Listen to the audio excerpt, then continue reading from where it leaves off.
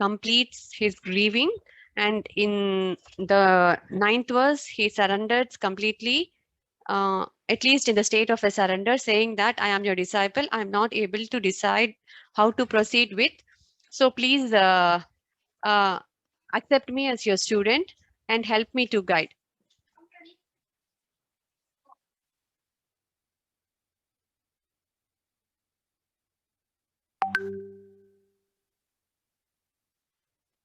So what happens after that is Krishna now starts giving the preaching, or it is the first statement that he talks to Arjuna in terms. And here also we understood that Sanjaya's explanation when he was explaining to Dhritarashtra, he said that Arjuna had a smile on his face, little smile on his face, and he is now going to talk.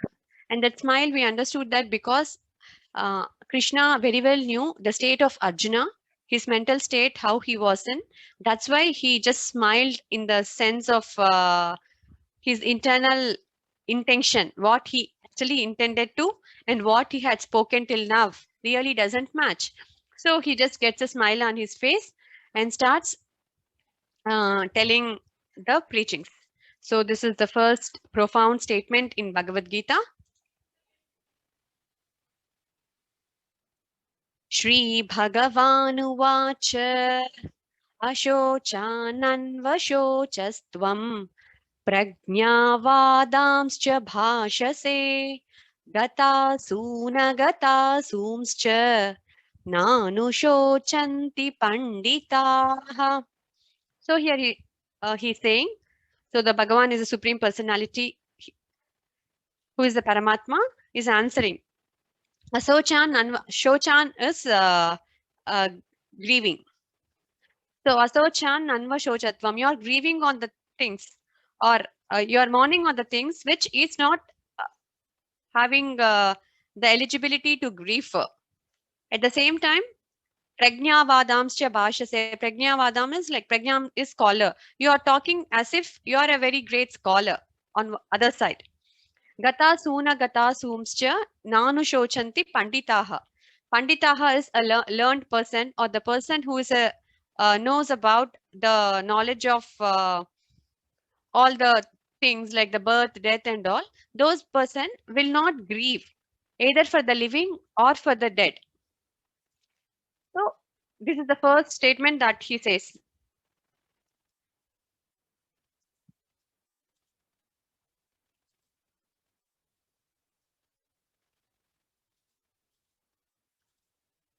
So this shloka is considered as the bija mantra of the Bhagavad Gita, because it has the complete essence in a single shloka, which clearly defines that we are not supposed to grieve for the death, and it also contradicts the statements of Arjuna. He brings out the entire thing that you are not logical in the way you spoke, because if you are a scholar, you will not grieve for all these things.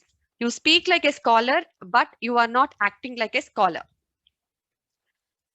So bija mantra is like a seed, like bijam is seed in Sanskrit. So as a just the whole tree is involved in the seed. As a seed is the main cause for the whole tree. In the same way, this shloka is having the complete Gita Sara or the Shastra. And when we see this shloka, which is the 11th shloka of the second chapter, starts with the word asochan, which is the grief.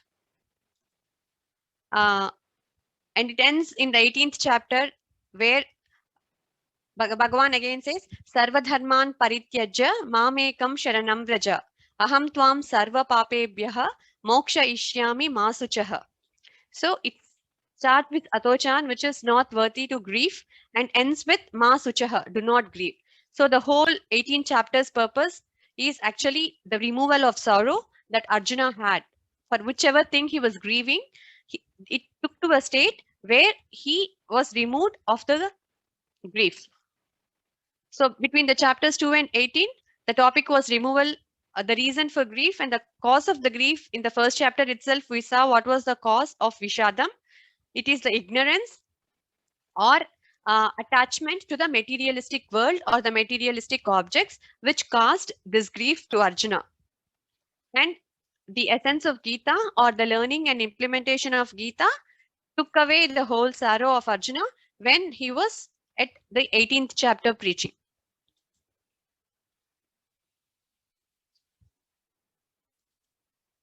So here he is not using any kind of great philosophical terms. He is just using a layman statements. So the first statement, asochan anvasochatvam, is like Arjuna is grieving. So he is grieving for those which are not meant to be grieved for. He speaks the words of the wise, though he is not. Prajnavadamscha bhashase. So he is speaking the words of the wise, though he is not behaving like a scholar. The wise do not grieve for the living or for the dead. So the human body recycles and soul is here. The word soul is used at some places and some books give it as Atman, Brahman. So there are a lot of different interpretations of what actually soul is. When we take the word soul, in our Hinduism, mostly we don't use the word soul because it is an explanation that is given mostly in the other religions as there is some kind of death, real death, and after death, the soul happens to be in certain place for some time, then it continues. But in the Vedantic terms, when we learn this Vedanta, it for us the concept of death itself is not a death. Death itself is not there. They consider the Atman or the self as eternal. I just took this picture and it had soul, but the thing that we will be discussing here in the terms of self, we don't use much the term of a soul. So we have to understand what level Arjuna is talking and how Lord Krishna answers for his arguments. Why Krishna started talking at a high spiritual level. So the teachings of Gita begins with the true knowledge of self and the physical body, which is there from the verse 11 to verse 15. So let's consider like a metaphorical example of a three-storied building. You have like level 1, level 2, and level 3. Where the first level is the materialistic plane or the world. Here the levels again corresponds to the levels of our mind. Where the first is the dharmic level or the finite level. The second one is a yogic level and the third one is a salvation level or a moksha level. So each level will have its own assumptions, statements, and people go with what they believe as in that kind of level. Whatever Arjuna is there, he is in the first dharmic level, which is a finite level, where he considers himself in terms of his body, and that's why he starts to grieve on the death of all his kinsmen, all his relatives. And the second level from which Krishna started to talk now from the second level or the yogic level. So these two people's talks will totally be different because each level the talk of each level is based upon the assumptions or the rules that are governing that particular level. So if Arjuna understands this, whichever Krishna is saying or not, we really don't know at this point of time. But he did not come to the level of Arjuna, to the dharmic level, to explain him. He just started his statements right from the yogic level or the intermediate level.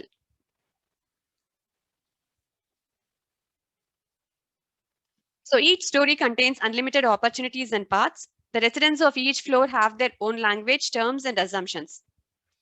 So in the whole of Bhagavad Gita, we speak in the three languages and constantly moving between the three levels. So whenever there is a preaching, we need to understand to which level this shloka applies or to which level are they talking this about. So once we recognize to which level a particular text or section is, the text or section becomes intelligible and we can see how it is consistent with the rest of the treatise. So at the dharmic level, if you understand what are the values that a person has, they'll have the general rules in terms of values to prosper. At this level, one desires only worldly happiness and prosperity, seeing these as good. So they are bound to the dualities of the materialistic world, where they always dwindle between happiness and sadness and always looks for success and prosperity. And in terms of beings, one sees the living entity. When we say about beings, like how do they consider you? Like when I say, who are you? How does this person define who I am? So at this level, the person considers living entity as a body. So if I ask, who am I? So if I say I'm Abita, I'm actually recognizing at this level Abita to the body or the human as a external physical is what I identify as myself. That is the person's values and being in the first level, which is dharmic level, in which Arjuna is currently in.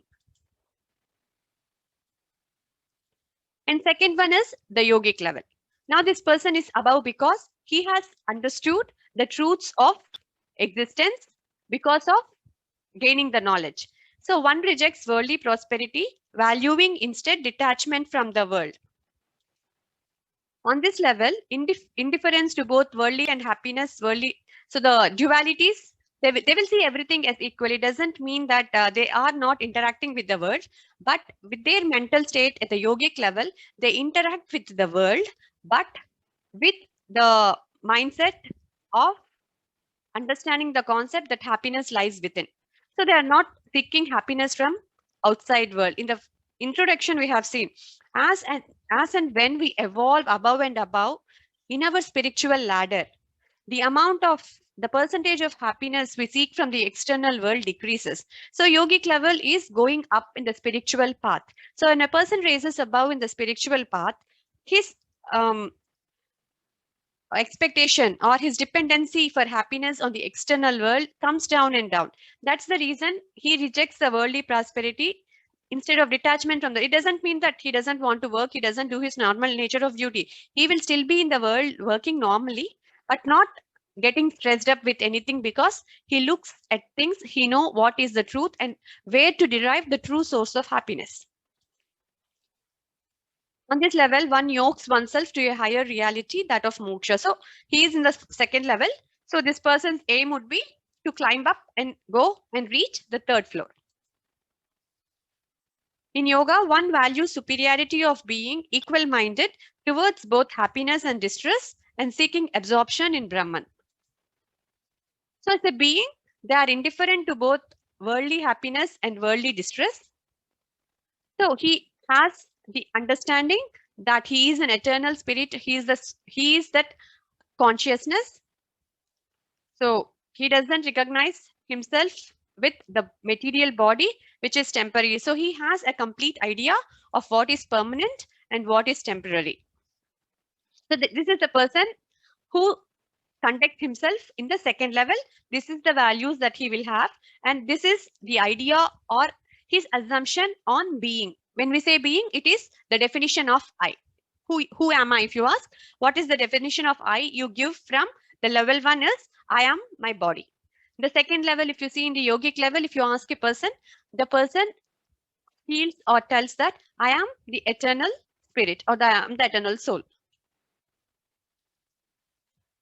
So when Arjuna argues against fighting the war, he does so from the first level. We can examine his arguments according to the two parameters previously mentioned, values and being. So as a value, we have seen that the persons look forward for materialistic prosperity and success. So it was very clear that underlying Arjuna's speech is to desire to achieve the worldly prosperity. That's why they came to the war to get the kingdom. One of his main points is that war would cause the decline of dharma and rise of adharma, and thus suffering would come upon the world. As he believes that prosperity is good, he objects to the war.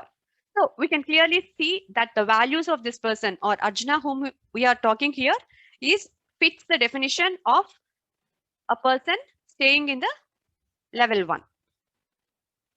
In terms of being, Arjuna thinks of himself and others as human beings. He attributes his importance to the physical body. That is why the loss of physical death is nothing but losing your physical body, and the losing of physical body is giving him sorrow. Arjuna argues killing his relatives is bad, an obvious first story statement that assumes that people are subjected to death and that death is to be avoided as far as possible for the sake of prosperous life. The reason for Arjuna's arguments and Lord Krishna's answers. So when Arjuna argues against fighting the war, he does so from the first level. human level of having I and mine, which we call as ahankara and mamakara. When you have ahankara or the feeling of the wrong definition of I, you will develop mamakara, which is attachments or possessiveness towards things.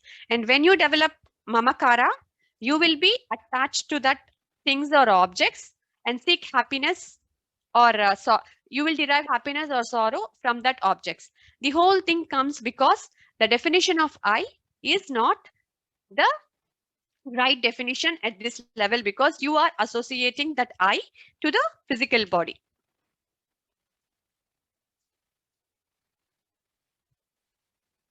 Here, the same thing that I said, that Arjuna thinks of himself and others as human beings. Krishna is answering at the second story or the yogic level for the welfare of society. In terms of Krishna, he shifts the conversation directly to one level altogether. He says that death does not exist at all, which is a second story assumption, and therefore he doesn't see much logic in Arjuna's statements. He just straight away strikes off whatever he said from the mid of the first chapter till the 10th verse of the second or 8th verse of the second chapter as this is nothing. This is not at all. This doesn't exist. That doesn't exist at all.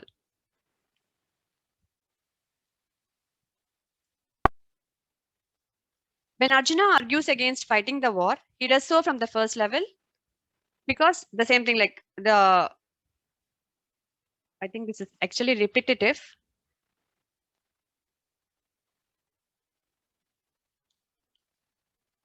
So here Arjuna is dipped with grief.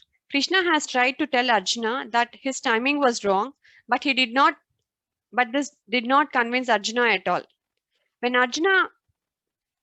What Arjuna did then is done by most of us, like whatever we all do at the most of the time, he has done the same thing in terms of getting the emotional points when he looked at all his relatives. We take our stand and then rationalize it by quoting from our shastras or the other. It is interesting to note that doctors often see patients that do this as well. According to shastras, killing guru is wrong and it has nothing to do with time. This argument is quite strong. So there are many patients who go to the internet and acquire a great deal of information about their illness. The next step is to do doctor shopping and find out who agrees with them. So it's like telling that he just goes and picks up only the statements which he wants to substantiate his stand for. If you are really a scholar and if you want to give a logical statement, the statement would have been differed. For example, a small moral is like we study slow and steady wins the race. We have to, when a person reads the story, he will also understand the context where this has to be used, where this kind of slow and steady wins the race works, or where it needs to be used. If suppose my daughter is purposefully doing something slow, wantedly doing something slow, if I go and ask her, why are you doing it slow? She quotes me, slow and steady wins the race, because she wants to just back up the action she is doing by stating something she know. But the context behind getting that moral or the proverb is totally different. It is not in the context in which she is working. The same way, Arjuna here has taken all the statements in the first chapter. If you see, this is the sin, this is sin, this will be destroyed, the elders will not have, whatever statements he has told us, all are causing destruction to society, or just taking bits and pieces which will back up what he wants to do.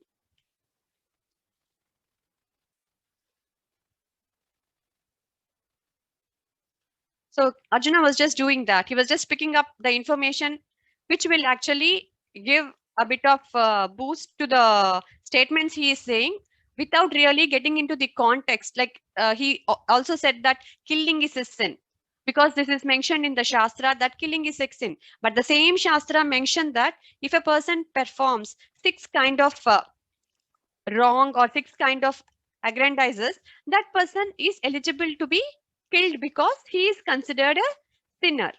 He did not see the other side of it. He just took the one side of the statement where it says killing is sin. He did all along the first half of the second half of the first chapter, and even in the second chapter where he says Guru na hatva mahanu bhavan, where how can I kill my gurus who are worthy of worship? So in one sentence, asocha nanvasochatvam, Krishna discounts all arguments that he told in the first human level. Krishna does not console Arjuna about the grief he is going through. This is like when a person comes and is crying in the grief, here Krishna did not embrace him and tell him, emotionally comfort him, but he directly gave to take the brave step of imparting him the right knowledge here, which is jnana, which in this treatment of Krishna with giving to Arjuna is considered a very effective drug. This is detailed from the 11th shloka in the second chapter. So this was the one that earlier we had discussed. So the most effective drug which is needed at that point of time, even though it doesn't seem for us that this might be comforting to Arjuna, he started giving that without any second thought. So here it's not that he is being blunt. He actually is being very intentional that he should take away all the misconceptions or the wrong thinking from Arjuna and pull up Arjuna from the level 1 to level 2. That could be done only when he starts from level 2. Suppose you are in level 1 to level 2 has 100 steps.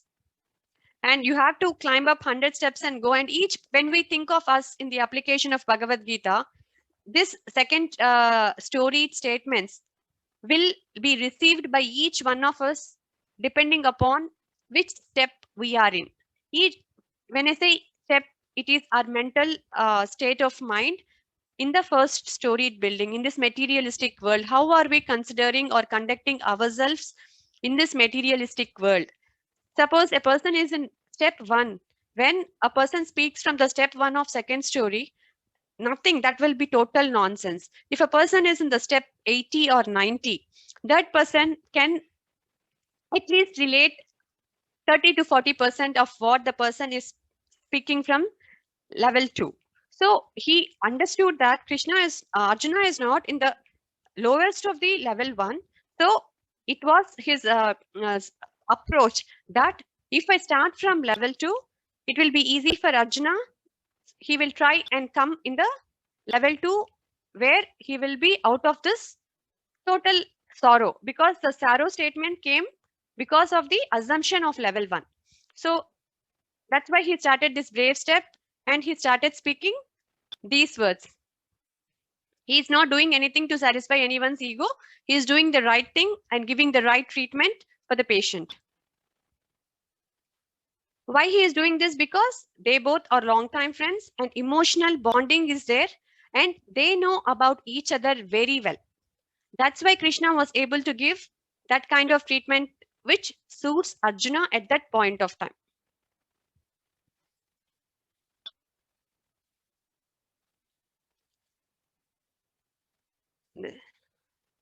So the source of sorrow is because of the concept of I and mine, wrong definition of I.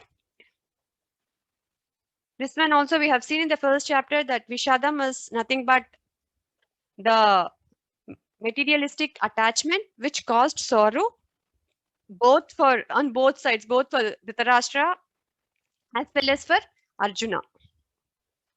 Here sorrow refers to any kind of complaint, any uneasiness about oneself centered one in sorrow. So physical pain is not considered as sorrow, but complaining about the same is sorrow. The problem lies in thinking that we are not happy or well when everyone else is. So physical level is the pain and emotional level is the sorrow. So the feelings that we get or the emotions that we feel for that is what actually makes the difference. First, Krishna re-educates the intellect in the right values of life. So when we take it for the internalization, we told that Krishna is representing our intellect and Arjuna representing our mind. So this verses, whichever is there, is a feed for the intellect to understand the right understanding of ourself. So this is just an example I had prepared for kids. So if you fall down and have pain, the pain is not sorrow. When you have got hurt, You have the ability to choose one among the three things. You can feel sad about it, you can be neutral, or you can just hope positively that this also you will get well soon instead of feeling sad. So pain on the physical level is something that is inevitable, that happen, that is there. But the mental created mental conditions are our choice. It is in our hands. Similarly, when you see any danger in front of you, crossing this bridge is considered a danger. So you have the three emotions to choose. But what will happen when you fear? Anyway, if this is a situation that you have to cross this and you have no other option of going out except crossing the bridge, if you fear, you will not be able to cross it because your mind is shaky. If you are neutral, you can just like leave everything on God or anything and just try to cross it. It is a still better thing. And if you feel positive, you get more energy or more confidence to cross it. So physical things are cannot be changed, but we have empowered to choose what we want or how we react to that particular physical thing or a particular situation. So any doubts still here, because this is totally a theory. This chapter until few verses are completely the Sankhya philosophy or the theory, which I will be telling in most easy terms to understand. So do you get an idea of this story that I am talking about?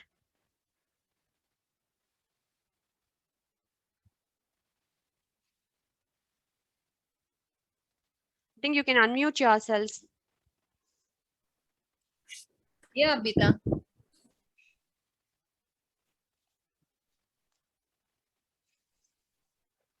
Yeah, it is clear. Okay. So the cause of the grief, reiterating many times, is because we are all having this stress and we need to understand what is the cause of the grief. Even here for Arjuna's situation, the cause of the grief is I, considering the ego or that ahamkara, the wrong identification of I. And mind comes because of that ahankara, mamakara develops and attachment comes. It could be either to the body or to the external objects, whichever we think is the source of our happiness. And that attachment is the primarily responsible for mourning. So everything in this universe is susceptible to destruction. When you develop attachment to somebody or someone, and when it ceases to exist in the at the future date, its absence leads you to sorrow. So when everything is one, as it is said, then why do we have dualities? If you ask a question, why then we are experiencing dualities? The experiencing dualities, as per the Sankhya philosophy, they say that when we are, the moment you are born into this world, you are covered with Maya or illusion, which they also called as avidya, like the lack of knowledge of the self. So how do we again come out of this Maya? Is through vidya, which is the right knowledge to gain an understanding of who you are. When you understand clearly what is yourself or who you are clearly, then the avidya that has come because of Maya will be removed and you will be able to conduct rightly in this world.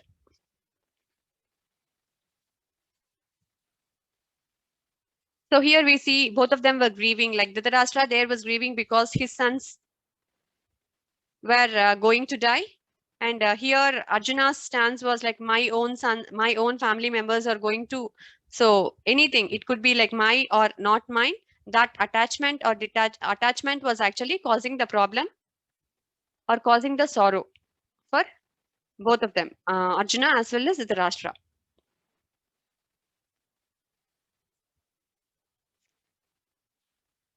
So one is grieved and sad after thinking of those who are living as well as who are dead, because they are in the first level, first story, with their own assumptions of attributing I to the body.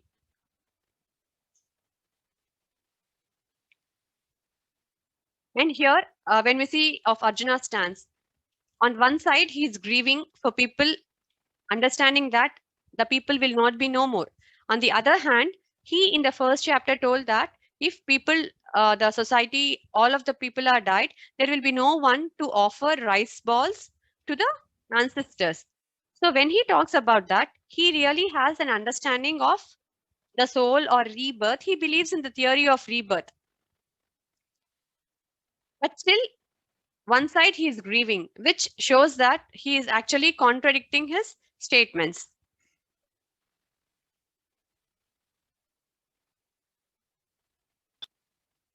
So this is what, like, he was contradicting it's not that he really didn't know the concept of the reincarnation, that the body is not going to be permanent, or it's not the end of life. He knew that.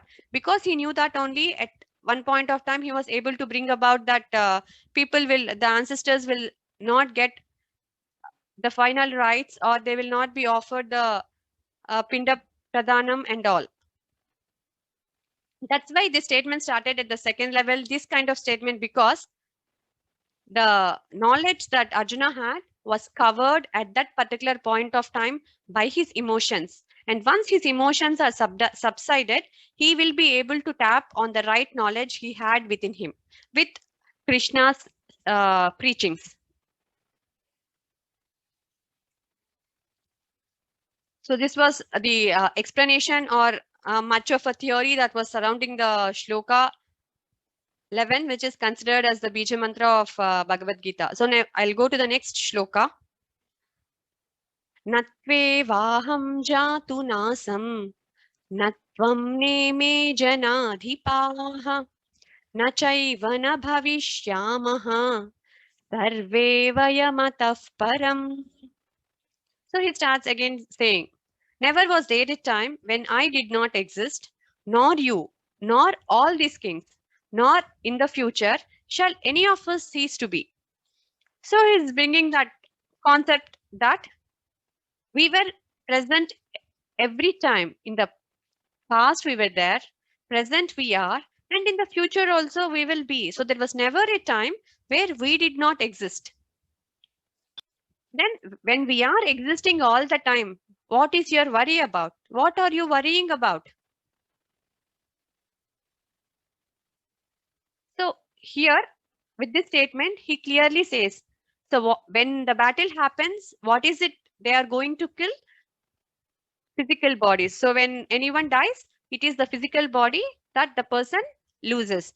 So the self, which when the Krishna says here, Tvam, here the Tvam he is referring to is the self and not the physical body, because the second story assumption starts that the identification of I with the self.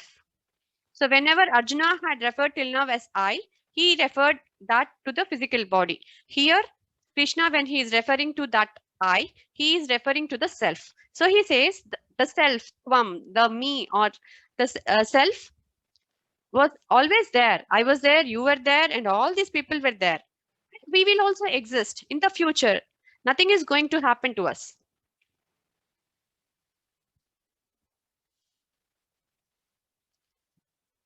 So now I want you to answer to the questions so that I can get a feeling that you will also try to understand, because it took me a lot of time also to get a clear understanding of these concepts, because these are very abstract, and with the knowledge we have, the terms at different places will be used in different contexts. So we might have a lot of confusions at the start when we look at these things, but we have to take the most logical understanding. Even in Hinduism, we have a lot of theories which says this in different ways, but let's not delve into very much of the theory. Practically, let's understand how are the things working and what is it, what is the truth. So you see a bulb here. Can this bulb as such as shown here, can it emit light, or can it give out light? No, it can't give it all by itself. It can't. What is needed for the bulb to give out light? Yeah, it needs electricity to lit up.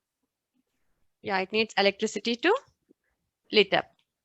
So once we give electricity, the bulb will glow. And will the electricity glow by itself? We No, have to somebody switch to. on. Yeah. Yeah. What was the answer? No. We have to switch on. We have to switch. On the switch. No, You have on to the plug switch. it. Yeah. You just to- have connected no with the bulb is power there. outs. You just have just the electricity. Switches are all there, but there is no bulb. Just the electricity. Without the bulb, will it give out light? Does the electric wire without a bulb? No. So we understand practically because we see this in our day-to-day life. We understand that the wire, which is the source of electricity, cannot give light. At the same time, the bulb alone with all the filament, anode, cathode, everything cannot give light by itself. When it gets the capacity to give the light is when the electricity contacts the bulb. Then it becomes expressive. So when we have to get an expression, or here in the case of expression, when I say that is the lighting of the bulb, when the bulb has to give out its expression, it has to get in contact. Electricity has to get in contact with the bulb. Is this clear? Yeah. Electricity alone cannot express. When I mean express, light cannot give out light. Bulb alone cannot express. It's only when the electricity contacts the bulb, it will be able to express.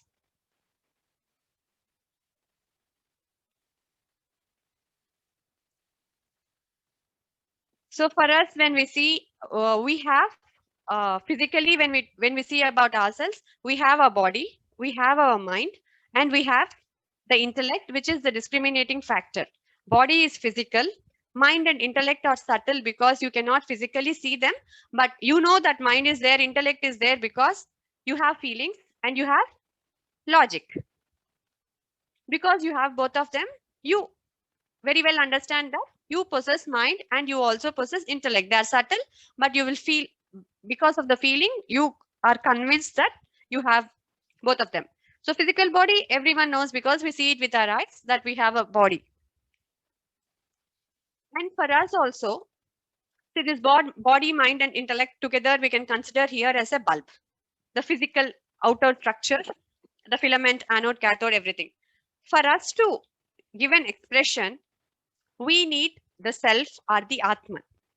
Or like an electricity, how electricity lights up the bulb, we need to have a life-giving material or the life force for us to be a source of expression. If we just have body, mind and intellect, we cannot express ourselves.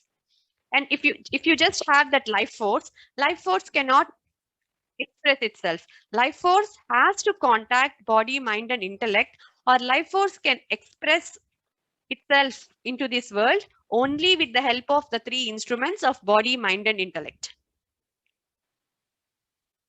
So the Atman, or that life-giving material which we are talking here, is the core of all the human beings, which is same in one and all. There is no difference between that electricity that is flowing, that is enlivening each one of us. That enlivening principle that all of us have is one and the same. And it has eternal existence, meaning that the flow of electricity or that Atman is always there, it is eternal. So it is a foundation, it's a substratum for all the beings. So for all the living beings. For non-living beings, there is no life-giving material. That's why we don't talk about this to non-living beings. But for all the living beings, this life-giving material or that Atman is one and the same. So we are going to go a bit deeper. So what is this? This is made up of gold. So what is this? Bangles. Yeah, this is gold bangle. Okay. Now I try to melt this and make it into a chain. What happened to the bangle?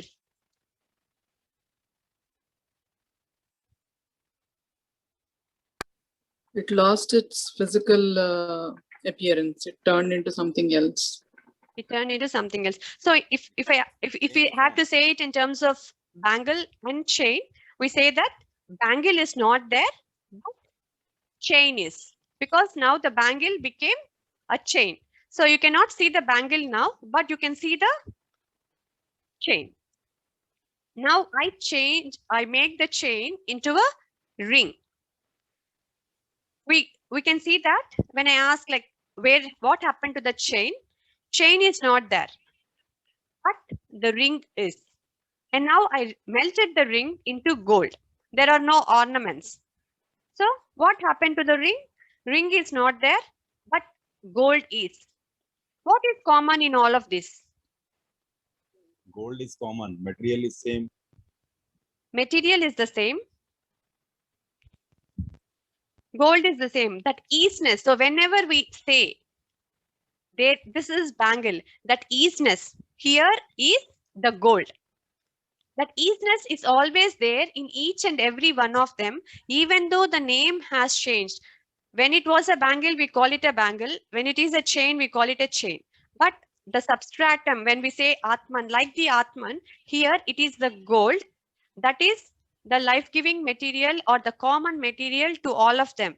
Whichever form it converts, still gold will be there, because gold is the foundation for any gold ornament. You cannot make any ornament devoid of gold. Can we make any ornament, gold ornament, devoid of gold? No. The same way, when we apply this to ourselves,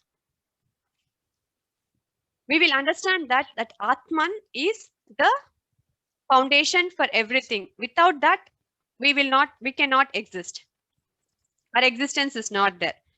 So these three pictures are of the same person. So when we ask the person, first person, she says, I'm a girl. And the second person, she says, I am an adult. And the third person, I am an old woman. These are the same person, the three stages of life. And here when we say, what is common in all the three?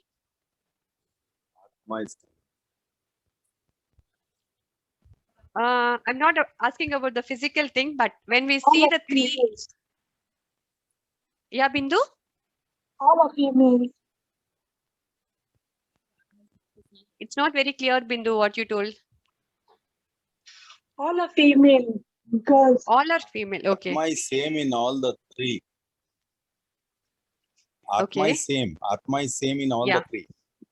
Atma is same. So here, when I say I am, that amness, I am is same in all.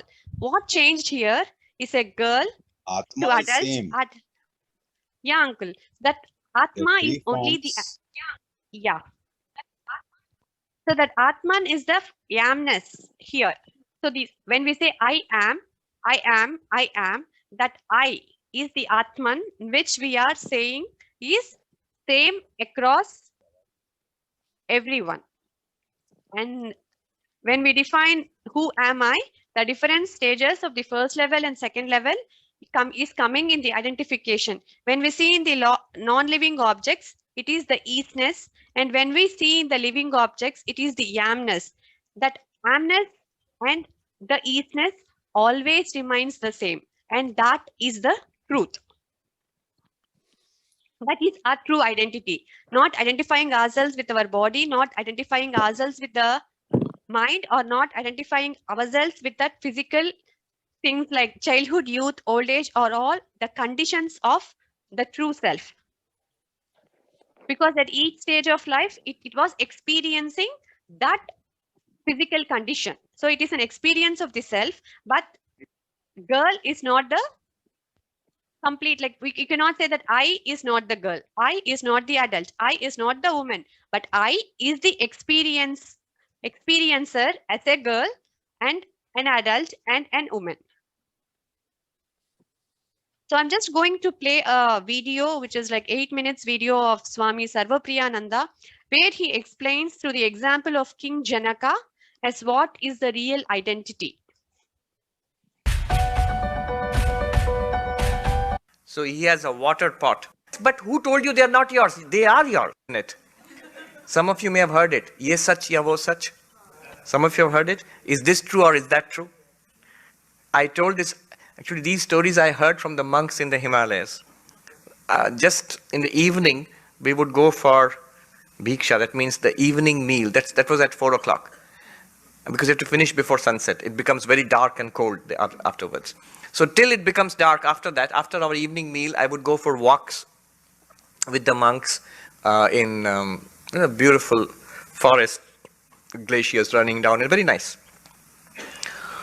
And there we would discuss Vedanta or philosophy, and sometimes they would tell stories. So one story was is this true or is that true, which I have shared. Most of you have heard it? No? The Janaka and Ashtavakra. This is also Janaka Ashtavakra story. And another one, but there's no time now, so I would ask you to look it up. Or let's end with that story. That's a nice story to end with. Here he says, other than you, there is no samsari, no asamsari. Samsari means individual jiva, which goes from life, birth to death, and which is trying to get enlightenment. Who told you that? You say, Ashtavakra would say, oh Sarva Priyananda, what are you trying to do? Oh, I am trying to realize I am Brahman. Who told you you are not Brahman? And there is no asamsari. Asamsari means Ishvara here, God. There is no God apart from you, the awareness. You, the awareness in your limited body and mind, this is you, the person. You, the awareness associated with the entire universe, is God. But in your own nature, you are neither a jiva nor are you Ishvara. You are Nirguna Brahman, pure awareness, pure consciousness. All right, let's end with the story. It'll take a couple of minutes. Would you like that? Yeah, okay. All right. Because Q&A, there's no time. We can go on and on. But the story is nice. So the story is this, that one day, the Emperor Janaka, he went to sleep, and suddenly, late in the night, he was awakened by a soldier, a guard. Sir, your highness, please wake up. We are under great danger. The enemy has attacked our empire. So the Janaka jumps out of his bed and he says, get me my armor, my sword, and my bow and arrow, and call the cavalry and call the generals. Let's go out and fight this invader. And they go out, and there's a terrible battle. And a terrible battle in which Janaka's army is defeated, and poor Janaka is captured and dragged before the enemy, the invader. And the invader says, oh Janaka, you come from royal birth, so I will not execute you, I will not kill you, but I exile you from your kingdom.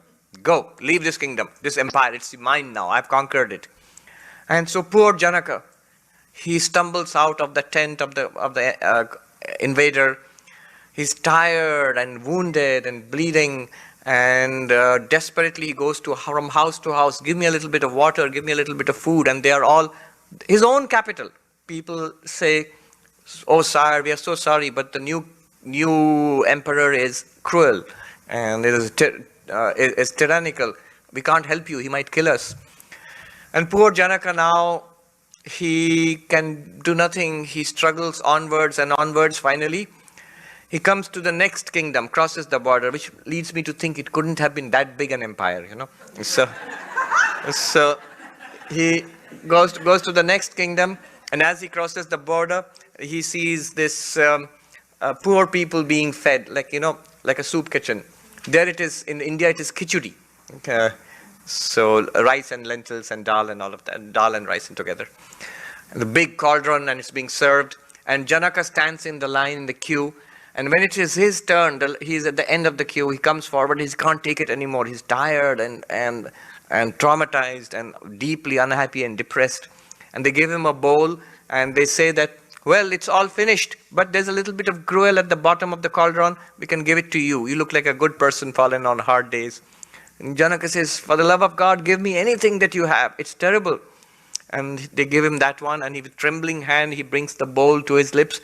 A kite which was circling up there, it swoops down and knocks the bowl from his hand, which goes rolling in the dust. And Janaka cannot take it anymore. He collapses, falls in the dust, crying out. In Hindi, the story was ha ha kar karte hue, crying out ha ha. But ha ha in English is just the opposite of ha ha in Hindi. Yeah, that's the ha ha in English. In Hindi and in Sanskrit, ha ha means alas, alas. Crying out alas, Janaka collapses in the dust. and sits up on his bed.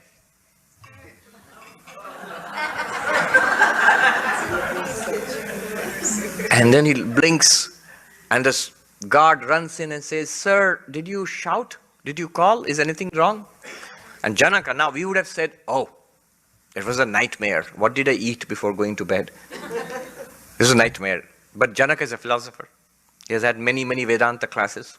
So he says, "Was that true or is this true?" "Wo sach ya ye sach" in Hindi. "Wo sach ya ye sach." Was that true or is this true? And the guard is confused. He retreats in confusion. He goes and calls the queen. The queen comes, "Now what's wrong with you?" And at this late hour in the night, and the Janaka says, "Was that true or is this true?" The queen is confused. "Call the doctor." And the doctor comes and takes the pulse and says, "Emperor, your sire, what is wrong? Does it hurt? Tell me, was that true or is this true?" And that goes on. Next day, nothing is getting done in the court. And it spreads. There was no Twitter or Facebook or anything. But the grapevine is there. And it spreads across the city, the capital, that the emperor has gone crazy. And who is visiting the capital? But none other than the sage Ashtavakra, Janaka's teacher. He's walking down the market and he hears people gossiping. The emperor is crazy. He's lost his mind. He just keeps saying, "Was that true or is this true?" And Ashtavakra says, "I must visit my friend and disciple." And he goes to the court and he sees that the emperor is sitting there. His queen is there, and the ministers are there, and the generals are there, and the officers. But nothing is getting done because they come up maybe with a bill or something like that. "Emperor, please sign it." And he says, "Was that true or is this true?" And everybody's confused. They don't know what to say. And Ashtavakra comes and says to the emperor, "How are you today, emperor?" And the emperor says, "Was that true or is this true?" Ashtavakra, of course, he knows, he's a sage, so he knows what's in the emperor's mind. So he says, "That horror, that defeat, that humiliation, that pain and suffering when you were rolling in the dust and crying, the ha-ha bit, all of that, is that here now?" The emperor seems to come out of a stupor and says, "No." "And this, your glory, the queen and the generals and your army and your power and your empire and this throne, was all of this there when you were rolling in the dust there?" Janaka says, "No, this wasn't there and that is not here." "Then, O emperor, neither that is true nor this is true." Na ye sach, na wo sach in Hindi. Neither this is true, not. Now Janaka is horrified. Is nothing true? Then is nothing true? That is not true, this is not true, then nothing true, everything is false. Ashtavakra says, "O emperor, there that was not true. That was a dream. That was not true. But did you experience it?" "Yes." "So you were there. You, the experiencer, were there." "Yes." "And this is also not true. But are you experiencing it? That you cannot deny." "Yes." "You were there and you are here." "Yes." "Then, O emperor, neither this is true nor that is true, but you are the truth. You are the truth. Na ye sach, na wo sach, tum hi sach." You means consciousness, not the body. Not the body, the healthy body of the emperor and the body which is wounded and rolling in the dust. Both cannot be true. Which one is true then? The mind of the defeated emperor and the mind of the emperor resplendent in all his might, that also cannot be true. The both are contradictory. But the awareness which experienced that is the same awareness experiencing this. That is one and unchanged. True or false, whatever it is, has to be experienced by that awareness. That awareness is the truth.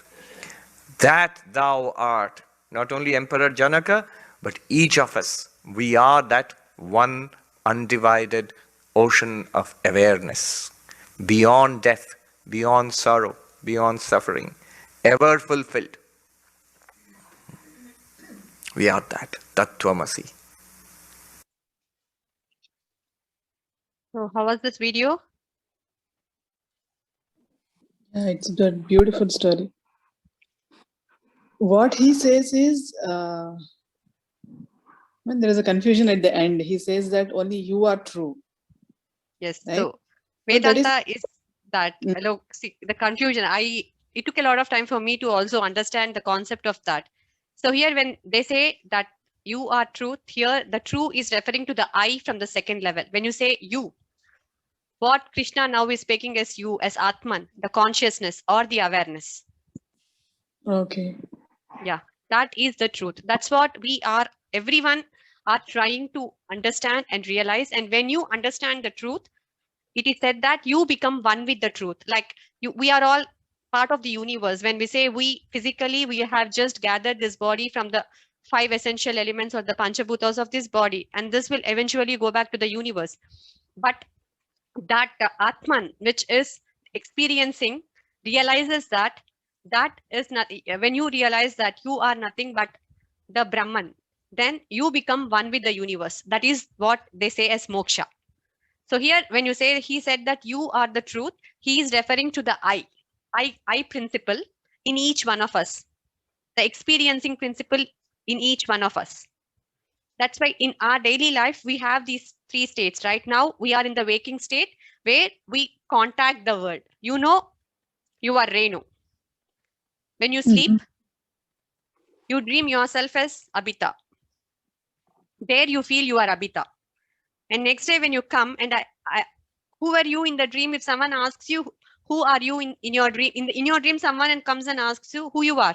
You say, I'm Abhita, because that's what is the projection of your mind at that point of time.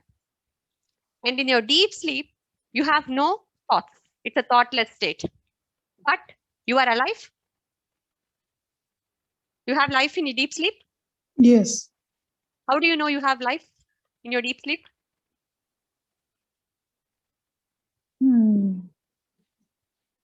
We don't know, but life is there because we wake up after that. Yeah, because you wake up after that. If not, there is nothing for us to know. So we wake up, that consciousness. That's what we say is you are conscious that you have no thoughts. That consciousness is still there. Same thing in the 3 states. It is that awareness or the Atman or that consciousness that is experiencing all of them. Even though in your waking state, you say as Renu, in your dream state, you say I am Abhita. And in the deep states, you say I am nothing because you have no thoughts. This thought comes only from your mind. So when I ask, who are you? It is from your mind you respond. I am Renu. In the dream also, it's again a projection of your mind that responds. Even in the deep sleep, you are nothing. So you say, I'm nothing. You don't have literally any thoughts. But that I-ness, which is the awareness or the consciousness, remains throughout the same. In the same way that the death that we say is the physical loss of a body is just a transformation where this consciousness goes and takes over another body, which we actually will see later in more detail. But in the first class, as an understanding of this concept, as I showed in the video, that the reality or the truth is the consciousness or the self. It can be called as pure awareness or consciousness or the self or the Atman. Okay, all these 3 refers to the same thing: consciousness, Atma, and self. Yes, relatively the same concept. When we say awareness or consciousness, it's the same. Okay. Yeah. It is saying about the self or the experiencing principle within us.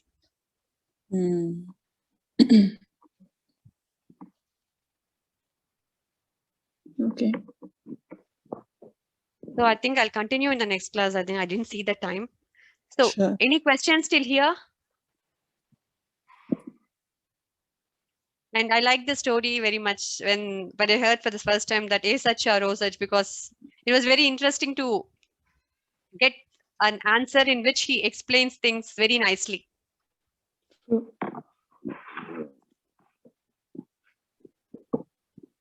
Yeah, I was waiting what will be the answer when he was questioning which one is true. Have any one of you heard this story before? No, There I are a lot didn't. of stories of King Janaka and Ashtavakra Muni, and King Janaka is one of the few people who was an emperor and got self-realization. Mainly when we see self-realization happens to jnanis who are doing their tapas and all. But being in this materialistic world, getting self-realization is very difficult. So Janaka is handful of people who have got that self-realization in the kingdom or acting as a king. This Janaka is the same Janaka. I mean, Sita's father. Yeah. Okay. In Janaka, yeah.